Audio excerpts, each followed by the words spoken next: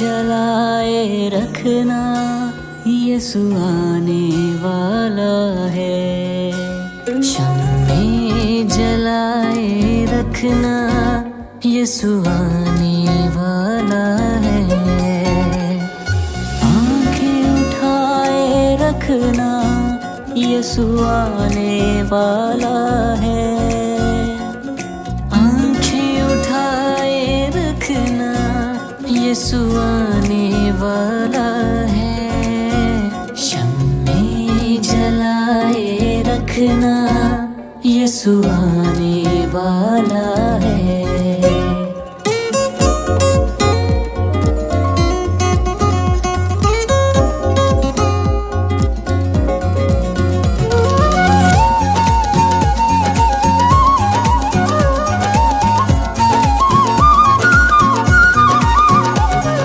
बुझने न देना तुम मशालों को कभी, बुझने न देना तुम मशालों को कभी। बेदार रहना हरदम, यीशु आने वाला है। बेदार रहना हरदम, यीशु आने वाला है। शम्मे जलाए रखना, यीशु आने वाला है।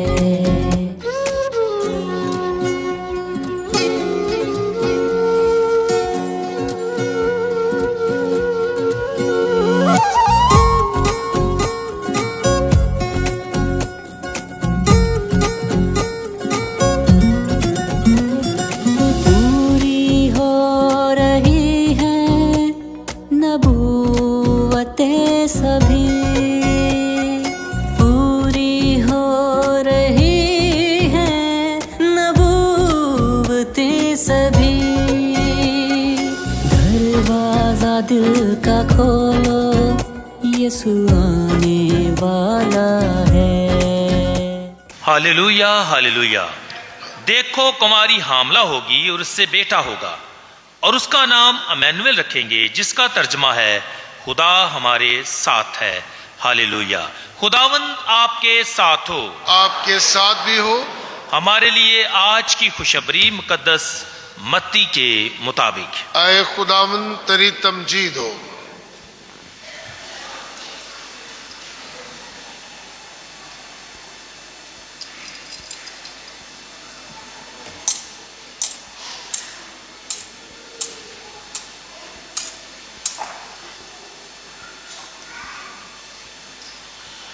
उसके पहले बाब में से।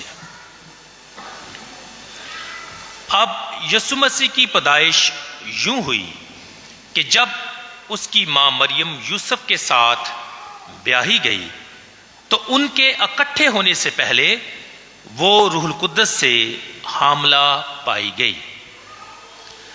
तब उसके शोहर यूसुफ ने, जो रास्तबाज था और उसे रसवा करना नहीं चाहता था, इरादा किया कि उसे चुपके से छोड़ दे। वो इन बातों की सोच में ही था कि देखो, खुदावंद के फरिश्ते ने उस पर ख्वाब में ज़ाहिर होकर कहा, ऐ यूसुफ, दाऊद के बेटे, अपनी बीवी मरियम को अपने पास ले आने से मत डर, क्योंकि जो उसके अंदर पैदा किया गया है वो रूहुल कुद्दस से है, और उससे बेटा होगा, और तू उसका नाम यस्सु रखना, क्योंकि वो अपनी उम्मत को उनके गुनाहों से बचाएगा।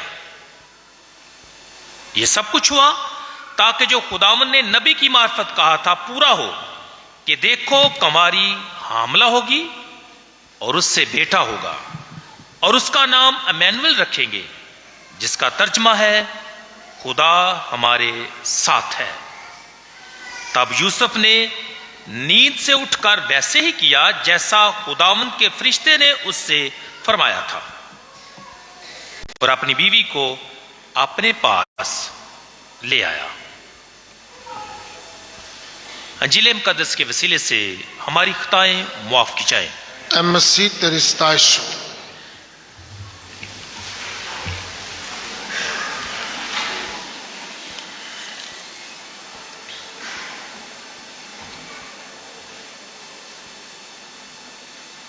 देखो कुमारी हामला होगी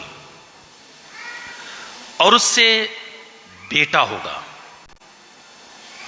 उसका नाम अमैनुअल रखेंगे, जिसका तर्जमा है खुदा हमारे साथ है। अजीज मोमिनीन, आज आमद का चौथा और आखिरी इतवार है। तो आप सबको सबसे पहले आमद का चौथा इतवार आपकी जोरदार तालियों में बहुत बहुत मुबारक हो।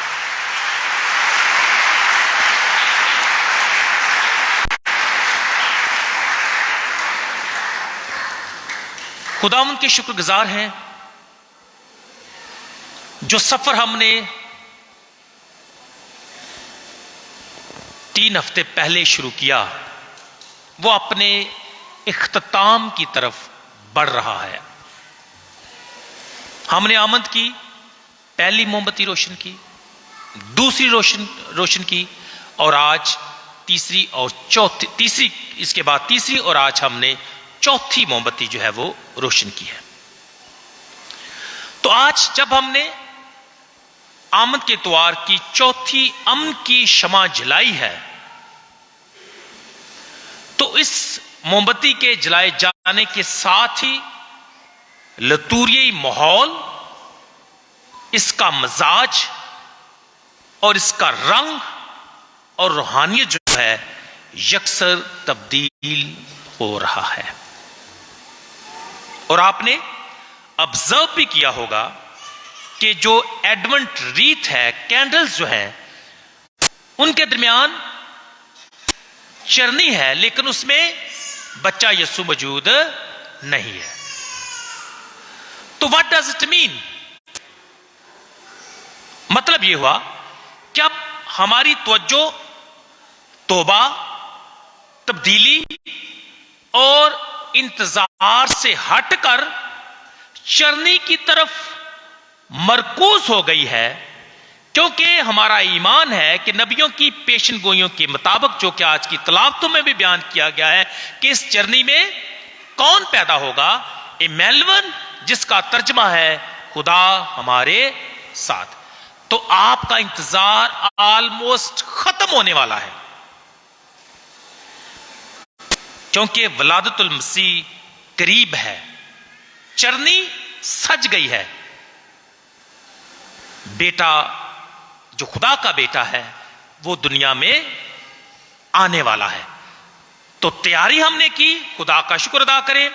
इंतजार हमने किया, खुदा का शुक्र अदा करें। हमने अपने आप को रूहानी तौर पर तब्दील किया, खुदा का शुक्र अदा करें। और अब हम तैयार हैं ताकि आने वाले मसीह को देख सके और उसका चरनी में दीदार कर सके। हां, मोमिनीन के लिए यह तैयारी का आखिरी मौका भी है, क्योंकि अभी चंद दिन बाकी है, ऑलमोस्ट पूरा वीक जो है वो बाकी है। तो इसका मतलब है कि हतमी तैयारी स्टिल पॉसिबल। अगर किसी वजह से हमने अपने आप को तैयार नहीं किया तो अब भी लास्ट चांस इज देयर। हम अपने आप को तब्दील कर सकते हैं, अपनी रूहानी तैयारी कर सकते हैं, या अपनी रूहानी तैयारी को हतमी शक्ल दे सकते हैं। और जब हम ऐसा करेंगे तो यकीनी तौर पर हम रूहानी तौर पर, ईमानी तौर पर, अच्छे तौर से बड़े दिन का जो सेलिब्रेशन है या बड़े दिन का जो त्यौहार है उसको मना सकेंगे।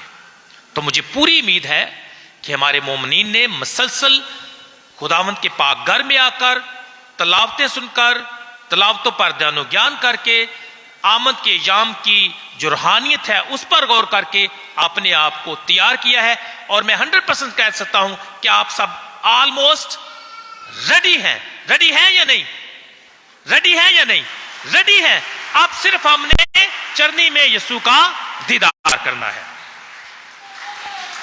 मसीह खुदा मेरे से, तो आज की जो हमारी बुनियादी आयत है, लिखा है कि देखो कुंवारी हामला होगी और उससे बेटा होगा और उसका नाम इम्मानुएल रखेंगे, जिसका तर्जमा है खुदा हमारे साथ है।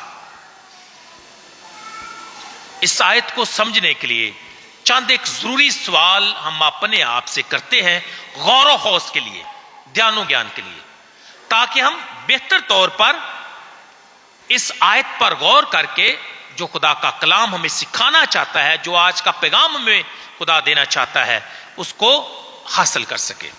तो बुनियादी सवाल क्या हो सकते हैं? पहला, कि ये पैगाम या ये अल्फाज कि देखो कुंवारी हामला होगी किसके लिए है? To whom these words are addressed, किसको कहे गए हैं, किसके लिए हैं, किसको मुखातब किया गया है? यह आप अपने लिए सवाल रख सकते हैं। दूसरा यह है कि जिस निशान की बात आज हमने पहली तलावत में सुनी है, वो क्या निशान है? खुदा अपने खुदा से कोई निशान मांग, तो ये निशान क्या है, इसका मतलब क्या है, और ये निशान इंसानी जिंदगी में क्यों कर जरूरी है? और लास्टली, जब हम ये कहते हैं कि इम्मानुएल, जिसका तर्जमा है खुदा हमारे साथ है, तो हमारी जिंदगी में आज की तलावतों के तनाजर में इसका मतलब क्या है? तो ये चंद एक बुनियादी सवाल हैं। आप जब अपने घरों को भी जाएं तो आप इन पर गौर खोज कर सकते हैं। याद रहेंगे सवाल? याद रहेंगे? ठीक है, शाबाश। मसीह खुदा मेरे अज़ीज़ों, आज की तीनों तलावतों में एक बड़ी खुशी या खुशखबरी का तज़किरा है, ऐलान किया गया है। ऐलान क्या है? कि खुदावंद अपने लोगों को बचाएगा। खुदावंद अपने लोगों को बचाने आता है, लेकिन कैसे? तलावतें बयान करती हैं कि एक बेटे के जरिए से कुंवारी हामला होगी और उससे क्या होगा? बेटा होगा, इम्मानुएल, जिसका तर्जमा है खुदा हमारे साथ। तो बुनियादी तौर पर खुशखबरी क्या है? किस बात का ऐलान और इकरार किया गया है?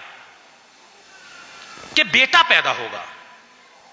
लेकिन ये बेटा कौन है? ये बेटा इम्मानुएल है। और ये इम्मानुएल कौन है? मीन्स खुदा हमारे साथ है। तो कौन आने वाला है? खुदा खुद हमारे दरमियान आने वाला है, बसेरा करने वाला है।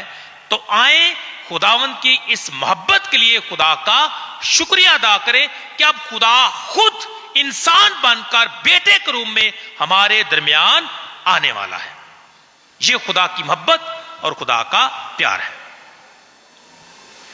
जब हम आज की पहली तलावत पर गौर खोज करते हैं, तो आज की पहली तलावत में हम देखते हैं कि खुदा का बंदा यशायाह नबी आहाज बादशाह से मुखातब है। उस वक्त फिर खुदावंद ने आहाज से कलाम करके कहा कि खुदावंद अपने खुदा से कोई निशान मांग। मैंने कहा था कि यह निशान क्या है, इस निशान की क्या जरूरत है, यह सवाल हमने किया था ना। आए इस पर हम थोड़ा सा गौर करते हैं। लेकिन इससे पहले हम थोड़ा सा पस मंजर जाने कि क्यों कर खुदावंद आहाज बादशाह से इस तरह से मुखातब है, क्यों से यह कहता है कि तू कोई निशान मांग। सबसे पहली बात यह है कि आहाज बादशाह जो है वो अब इस सिचुएशन में है कि खुदा की कुदरत, खुदा की ताकत और खुदा के जोरावर बाजू पर उसका यकीन नहीं रहा। वो समझता है कि जो उसके दुश्मन हैं या जो उसका दुश्मन है वो उससे जोरावर है, कवितर है, ताकतवर है।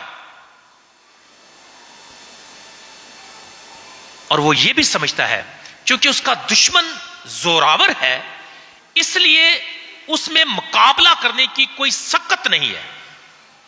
वो डिफेंड नहीं अपने आप को कर सकता और ना अपनी हुकूमत को बचा सकता है, ना अपनी राया को बचा सकता है। डिसबिलीव है ना, बिलीव नहीं है, disbelieve. So he is disbelieving king. वो समझता है कि मेरा दुश्मन मुझसे जोरावर है, शिकस्त को कबूल कर लेता है। लेकिन खुदा का बंदा शायद नबी से कहता है, बल्कि यकीन दिलाता है कि तुझे डरने की जरूरत नहीं है। तू मदद के लिए दाएं बाएं या इधर उधर ना देख, क्योंकि हम जानते हैं कि वो अशूर के बादशाह की मदद हासिल करना चाहता है so that he can fight against his enemies. लेकिन शाह नबी कहता है कि इधर उधर ना देख, दूसरे बादशाहों की तरफ ना देख। तेरे पास अजीम बादशाह है, रब खुदावंद बादशाह जो है वो तेरा है, वो तेरे साथ रहेगा, वो तेरे साथ चलता है, वो तेरी मदद करेगा। हालांकि तूने बेवफाई की लेकिन इसके बावजूद खुदावंद फिर भी अपनी कौम पर तरस खाता है और खुद बचाएगा तुम्हें। बादशाह फिर भी भरोसा नहीं रखता, यकीन नहीं करता। अब खुदा का बंदा उसे कहता है कि तू खुदावंद अपने खुदा से कोई निशान मांग। तो हास कहता है कि मैं ये निशान नहीं मांगूंगा और खुदावंद को नहीं आजमाऊंगा। अब इस निशान से क्या मुराद है? उसी में मेरे अज़ीज़ों, खुदा का बंदा कहता है कि खुदा से मदद मांग। खुदा का बंदा कहता है खुदा पर भरोसा रख। खुदा का बंदा उसे बताता है कि तेरा खुदावंद जोरावर है, तेरा दुश्मन नहीं। तेरा खुदावंद तेरे दुश्मन को नीस्त करेगा। लेकिन जब यहां बात निशान की है तो निशान से मुराद यह है कि दरहकीकत उसे वो ये कहना चाहता है कि तू खुदा की मर्जी और खुदा के मंसूबे पर अमल कर, निशान मांग। वो कहता मैं निशान नहीं मांगूंगा। मतलब क्या? कि मैं खुदा की मर्जी को पूरा नहीं करूंगा, मैं खुदा पर यकीन नहीं रखूंगा, मैं उस पर भरोसा नहीं रखूंगा, मैं उसकी तरफ हाथ नहीं बढ़ाऊंगा, मैं मदद के लिए दूसरे दुनियावी बादशाहों से मदद मांगूंगा लेकिन अपने खुदावन से नहीं। Basically he is saying that कि मैं निशान नहीं मांगूंगा, मैं अपने खुदावन को नहीं आजमाऊंगा। मतलब कि मैं अपनी मर्जी करूंगा, जो मेरा मंसूबा है मैं उस पर अमल करूंगा, जो मैं चाहता हूं वैसा होगा, वो नहीं जो खुदा चाहता है। खुदा का बंदा उसे कहता है खुदा पर भरोसा रख। आहाज बादशाह कहता है नहीं, मैं अपनी ताकत पर या अपने हमसाए बादशाहों की ताकत पर भरोसा रखता हूं। तो निशान दर हकीकत यही है कि खुदा की मर्जी को मान, लेकिन वो खुदा की मर्जी को नहीं मानता। फिर उसे निशान दिया जाता है कि देखो कुमारी हामला होगी और उसे बेटा होगा और उसका नाम इमैनुएल रखेगी, जिसका तर्जमा है खुदा हमारे साथ। यही थीम जो है कंटिन्यूड है, इसका तसलसल आज की हम तीसरी तलावत में देखते हैं पाक अंजील में। आज की पाक अंजील का आगाज यीशु की पैदाइश के तज़किरे से होता है। जस्ट टू रिमाइंड यू, मुक़द्दस लूका का मजाज यीशु की पैदाइश के तज़किरों के हवाले से बड़ा फर्क है। वो आप घर जाकर बाइबल निकाल कर देख सकते हैं। लेकिन मुक़द्दस मत्ती की अंजील का मजाज जो है या तज़किरा जो है ये कदरे मुख्तलिफ है और बड़ा मुश्किल है, कठिन सा लगता है। सूरत हाल इतनी आसान नहीं है, पेचीदा और मुश्किल सूरत हाल है। अब लिखा है कि अब यीशु मसीह की पैदाइश यूं हुई कि जब उसकी मां मरियम यूसुफ के साथ ब्याही गई तो उनके इकट्ठे होने से पहले वो रूह कुद्दस से हामला पाई गई और उसका शोहर यूसुफ जो रास्तबाज था उसे चुपके से छोड़ देना चाहता है। So this is the situation. हजरत यूसुफ को जब मालूम होता है कि उसकी बीवी हामला है, उनके इकट्ठे होने से पहले वो हामला पाई गई, तो उसके लिए ये बात समझना, ये बात कबूल करना, इसको ग्रास्प करना उसके लिए बड़ा मुश्किल था। और चूंकि लिखा है कि यूसुफ क्या है, रास्तबाज शख्स है। और एक रास्तबाज शख्स क्या करेगा? जब उसे मालूम होगा कि उसकी बीवी जो है वो हामला पाई गई है, तो वो क्या करेगा? वो चुपके से उसे क्या करेगा? छोड़ देगा, क्योंकि वो उसके साथ रह नहीं सकता, क्योंकि वो रास्तबाज है। और दुनियावी तौर पर जो आज की जो आयत है, इसमें ऐसा ही लगता है कि उसकी बीवी रास्तबाज नहीं रही, वो रास्तबाज है, तो वो नाराज से कैसे अपना साथ या उसके साथ कैसे रह सकता है? सो व्हाट ही थॉट, उसने इरादा किया कि उसे चुपके से छोड़ दे। अब यह भी लिखा है क्योंकि वो उसे रसवा नहीं करना चाहता था। तो पहली बात कि हजरत यूसुफ रास्तबाज है, इसलिए वो शादी से पहले हामला के साथ नहीं रहना चाहता, दिस पॉइंट। दूसरी बात यह है कि वो उसे रसवा भी नहीं करना चाहता। मतलब यह कि यह शख्स सिर्फ रास्तबाज नहीं बल्कि खुदा के रहम से भरा है, इसके दिल में खुदा का रहम है। वो अपनी बीवी मरियम को रसवा नहीं करना चाहता, बदनाम नहीं करना चाहता, बल्कि चुपके से छोड़ देना चाहता है। अब मुश्किल और कठिन फैसला है, but to do, how to do, कैसे किया जाए, क्या किया जाए? शायद अल्फाज में हजरत यूसुफ की जो सूरत हाल है उसको बयान करना मुश्किल है, लेकिन वो बड़ा मुश्किल तरीन लम्हा होगा। अब इस मुश्किल और कठिन लम्हात में खुदावंद का फरिश्ता उसकी मदद करता है और लिखा है, और देखो खुदावंद के फरिश्ते ने उस पर ख्वाब में जाहिर होकर कहा। क्या कहा?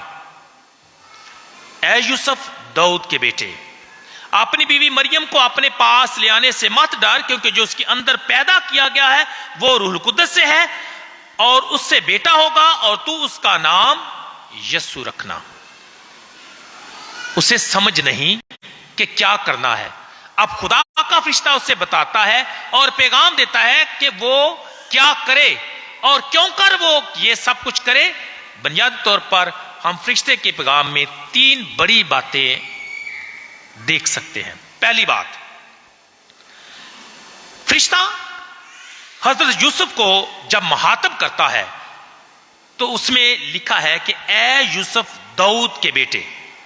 तो पहली बात वो क्या करता है कि जो बच्चा पैदा होने वाला है वो दाऊद की नस्ल से होगा, जो कि आज की हमने दूसरी तिलावत में भी सुना है कि खुदा का बेटा यीशु मसीह जो दाऊद की नस्ल से है। तो पहली बात, पैदा होने वाला बच्चा जो है वो दाऊद की नस्ल से होगा, यह नस्ल से है। दूसरा, जो उसके अंदर या बतन में पैदा किया गया है वो रूहुल कुद्दस की मदद से है या रूहुल कुद्दस से है, उसके जरिए से है। और तीसरा ये कि उस पैदा होने वाले बच्चे का नाम यस्सु है, जिसका मतलब है खुदा हमें बचाता है या खुदा हमें बचाएगा। तो पैगाम में बेसिकली उस पर यह आया हो जाता है कि जो मरियम के बतन में बेटा है वो रूहुल कुद्दस से है, वो दाऊद की नस्ल से है और उसके आने का मकसद क्या है कि वो दुनिया को बचाएगा, क्योंकि वो अपनी उम्मत को गुनाहों से बचाएगा। अब हजरत यूसुफ ने नींद से उठकर वही किया जो खुदावंद के फरिश्ते ने उससे फरमाया था। और लिखा है, और अपनी बीवी को अपने पास ले आया। मसीह में मेरे अज़ीज़ों, आए दोबारा से पहली तलावत की तरफ जाएं और पहली तलावत और तीसरी तलावत को जोड़कर समझने की कोशिश करें। मैंने कहा था शुरू में कि जब बात निशान की है तो निशान क्या है? खुदा की मर्जी को पूरा करना, खुदा की ताबेदारी करना। आहाज बादशाह ने क्या किया? अपनी मर्जी पूरी की, अपना फैसला किया, खुदा की मर्जी नहीं। उस निशान को नहीं देखा या उस निशान को नहीं मांगा। लेकिन जब हम हजरत यूसुफ की जिंदगी और शख्सियत को देखते हैं तो इसमें क्या हम देखते हैं कि वो खुदा की मर्जी को पूरा करता है, अपने फैसले पर खुदा के फैसले को तरजीह देता है। हजरत यूसुफ ने फैसला कर लिया था कि वो उसे क्या करेगा? चुपके से छोड़ देगा, लेकिन उसने नहीं छोड़ा। किसके कहने पर? फरिश्ते के कहने पर। और फरिश्ते का कहना क्या है? दर हकीकत खुदा का फरमान और खुदा की मर्जी है। तो मतलब यह हुआ कि आहाज बादशाह ने अपनी मर्जी की, खुदा की ताबेदारी नहीं की। लेकिन हजरत यूसुफ ने क्या किया? इसी निशान को कबूल किया, यानी खुदा की मर्जी को कबूल किया, खुदा के फैसले को कबूल किया और खुदा की रजा के मुताबिक अपनी बीवी मरियम को अपने घर ले आया। मसीह में मेरे अज़ीज़ों, हालांकि वो छोड़ देने का फैसला करता है लेकिन वो ऐसा नहीं करता। तो दर हकीकत जब बात निशान की है तो बात खुदा की मर्जी को पूरा करने की है, अपनी मर्जी नहीं, खुदा की मर्जी को। मसीह खुदा मेरे अज़ीज़ों, आज जब हम इन तीनों तलावतों बिलखुसूस पहली और तीसरी तलावत पर ध्यान ज्ञान करते हैं तो हमें आज की तलावतें बिलखुसूस हजरत यूसुफ की जो शख्सियत है, किरदार है, वो हमें क्या सिखाता है? पहली बात यह है कि खुदा की मर्जी को पूरा करना, खुदा की मर्जी को हमेशा पूरा करना, खुदा के फैसलों को कबूल करना और अपने फैसलों पर खुदा के फैसलों को तरजीह देना। मुश्किल है लेकिन उसने ऐसा किया। दूसरा ये कि जब हम ये कहते हैं कि मैनुअल, जिसका तर्जमा है खुदा हमारे साथ है, तो मुकद्दस मत्ती दर हकीकत हमें बताना क्या चाहता है। देखें, अगर आप इस पूरा साल या जो साले अव्वल है इसमें हम मुकद्दस मत्ती की इंजील का मुताला करेंगे तो आपने भी शुरू से ही देख लिया है कि मुकद्दस मत्ती का मिजाज क्या है। वो क्या कहता है कि जो यस्सु है वो इमैनुअल है, और इमैनुअल का मतलब है खुदा हमारे साथ। यानी इंजील के शुरू से ही उसने बता दिया कि खुदा हमारे साथ है। और अगर आप 28वें बाब का मुताला करें तो आखिरी आयात में भी लिखा है कि मैं दुनिया के आखिर तक हर रोज तुम्हारे साथ। तो मत्ती का मजाज आप देख सकते हैं, वो बताना चाहता है कि बचाने वाला खुदावंद है, वो हमेशा हमारे साथ साथ है। अब इसके साथ जुड़ा हुआ सवाल क्या है? खुदावंद हमारे साथ है, okay, wonderful, that we know and we believe, but what happens when God is with us? खुदा हमारे साथ है, यह बात हो गई। अब व्हाट हैपेंस, क्या होता है या हमें क्या करना चाहिए जब खुदा हमारे साथ है? बेशुमार बातें की जा सकती हैं, लेकिन एक बात जो आज हम मुकद्दस यूसुफ की जिंदगी से सीखते हैं उसको हम मद्देनजर रखेंगे कि when God is with us what happens और व्हाट शुड वी डू। और मुकद्दस यूसुफ ने क्या किया कि वो अपनी बीवी को रसवा नहीं करना चाहता। उसे चुपके से छोड़ना चाहता है। तो क्या सीखते हैं कि जब खुदा हमारे साथ है, व्हाट हैपन्स, एक इंसान दूसरे इंसान को बदनाम या रसवा नहीं करेगा, दूसरे को नुकसान नहीं पहुंचाएगा, दूसरे की इंसल्ट नहीं करेगा, दूसरे का एहतराम करेगा, जैसा वो है वैसे ही।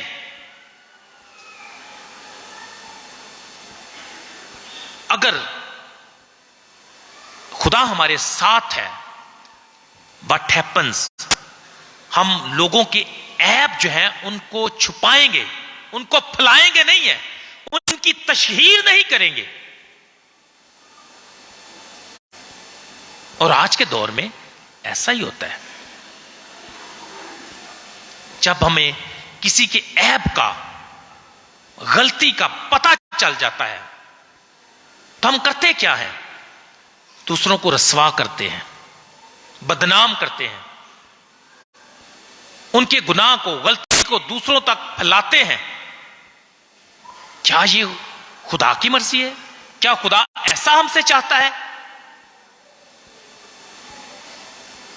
ऐबजोई करना। आज मुकद्दस यूसुफ दर की हकीकत हमें बड़ा सबक देता है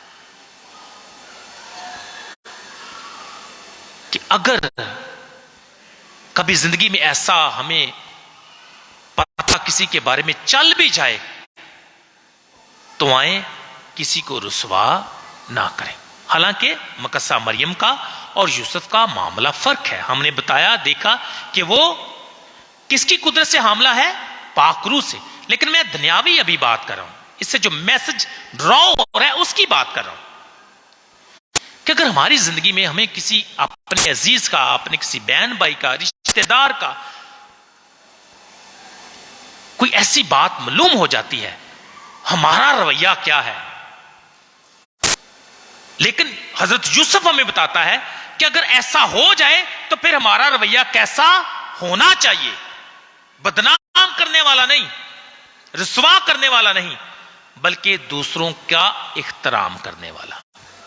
सेल्फ आइडेंटिटी, यही दर की मैं समझता हूं कि निशान मेरे और आपके लिए। आज मैं खानदानों के लिए भी एक हुसूसी पैगाम जो है वो देना चाहता हूं, और आपने ये मेरी बात ध्यान से सुननी है, ध्यान से। और ये बड़ी गौर तलब है, और कई सूरत हाल में ये अलार्मिंग भी है हमारी सोसाइटी में। अजीजों, मेरी तरफ जरा देखें और ध्यान से मेरी बात समझें। आज हमने देखा कि मुकद्दसा मरियम और वली यूसुफ जो हस्बैंड एंड वाइफ हैं, उनके दरमियान समथिंग अजीब सा होने वाला था। अगर फरिश्ता पैगाम ना देता तो क्या हो जाता? क्या हो जाता? हस्बैंड और वाइफ में क्या होने वाला था? अगर फरिश्ता यूसुफ को, हजरत यूसुफ को ना बताता तो क्या हो जाता? क्या हो जाता? क्या जुदाई हो जाती, डाइवोर्स हो जाता है, तलाक हो जाती। ऐसे ही है ना? और शरीयत में तो लिखा है कि तलाकनामा लिखकर आप दूसरे को आजाद कर सकते हैं। तो व्हाट डज इट मीन? अब इन दोनों में तलाक हो सकती थी, इज़ इट? लेकिन खुदा के फरिश्ते ने उनको समझाया, उनको रियलिटी जो है वो बताई, और ये तलाक ना हुई। शायद अगर ऐसा फरिश्ता ना करता तो हजरत यूसुफ से तलाक दे, चुपके से छोड़ देता, तलाक दे देता। अब हमारे मुआशरे में, आजकल की सोसाइटी में, चलो हम जो कैथलिक्स हैं, हम में तो तलाक नहीं है, लेकिन समझाने के लिए ये लफ्ज जो है मैं इस्तेमाल कर रहा हूं कि थोड़ी सी मिसअंडरस्टैंडिंग है। तलाक, सेपरेशन, अलैदगी, जुदाई,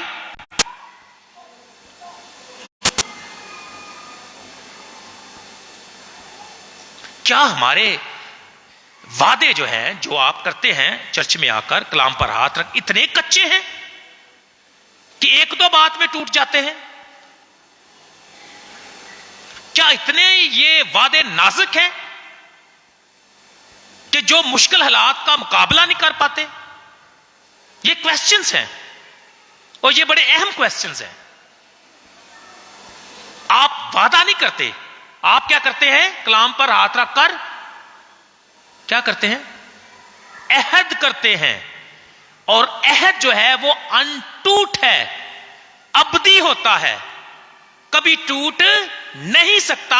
और खुदा के कलाम में भी लिखा है कि बस जिसे खुदा ने जोड़ा उसे इंसान जुदा ना करे। ना दूसरा इंसान, ना ही वो एक दूसरे से खुद जुदा हो सकते हैं।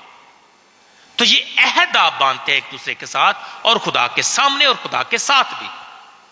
लेकिन मौजूदा सूरत हाल में मैं देख रहा हूं खानदानों की सिचुएशन बड़ी नाजुक है। मैं सबकी बात नहीं कर रहा हूं, बड़ी खूबसूरत मिसालें भी हैं जिन्होंने जिंदगी के 20 साल, 25 साल, 35 साल, 40 साल और मुमकिन तौर पर 50 साल भी इज़्दिवाजी जिंदगी के गुजारे हैं। हम उनके लिए शुक्रगुजार हैं और उनकी मिसाली जिंदगी को हम खुदा की पाकहुजूरी में लाते हैं, उनके लिए शुक्रगुजार हैं। और यकीनी तौर पर आप में से ऐसे होंगे जिन्होंने 30 से ऊपर साल जो है इज़्दिवाजी जिंदगी के गुजारे को हैं, तो जरा खड़े हो जाए, मुझे जरा पता चल जाएगा।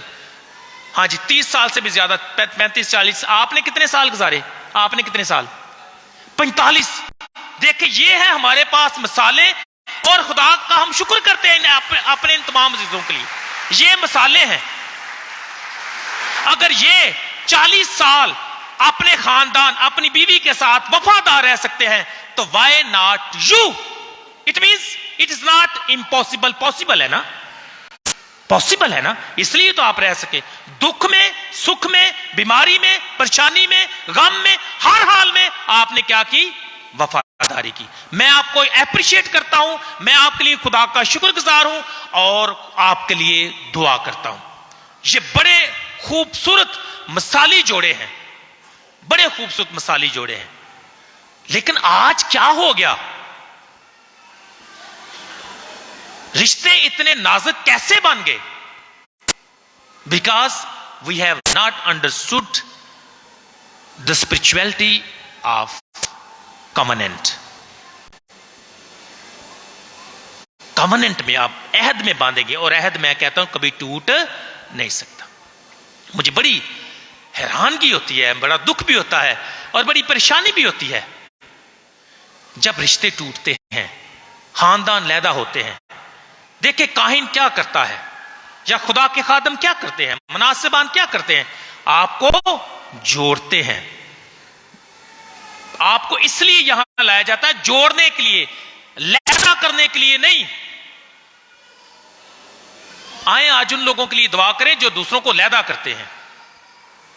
और मैं कई दफा परेशान होकर, कुछ चर्चेज, सबकी बात नहीं करता हूं, बड़े एक्सीलेंट भी लोग हैं और बड़ी खिदमत उनकी जो है वो काबिल तहसीन है, लेकिन मैं चंद एक पास्टर्स की बात कर रहा हूं। जब उनकी हम चिट्ठी देखते हैं तो उधर 3 ऑप्शंस होते हैं, रंडवा, तलाक याफ्ता और कुमारा।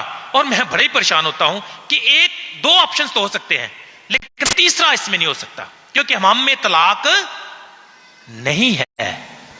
बस जिसे खुदा ने जोड़ा उसे इंसान जुदा ना करे।